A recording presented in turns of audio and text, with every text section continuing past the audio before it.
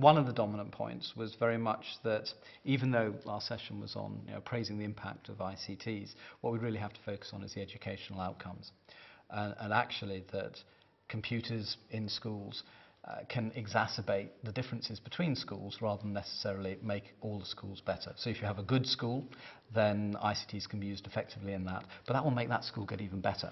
If you just parachute computers or other ICTs into a bad school, then actually those computers are not going to make a huge difference. So I think one of the outcomes that was articulated very clearly was that technologies can differentiate rather than pull people together.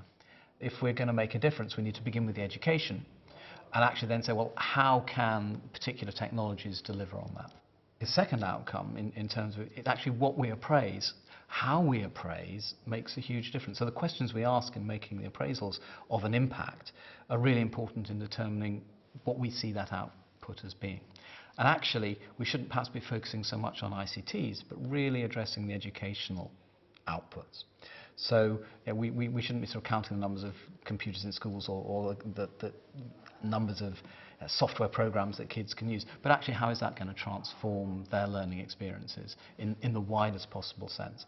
To be more positive, I think a third outcome would probably be that yes, it is possible to make huge differences with ICTs, but we need to think about ICTs in the very broadest sense. So radio in some areas is really important. How can we use ICTs to support the millions of untrained teachers across the world? Are there innovative ways that we can do that? Can we use mobile gaming, for example, to make a difference to the learning experiences of young people? But those are just a short sample of lots of things that were really discussed.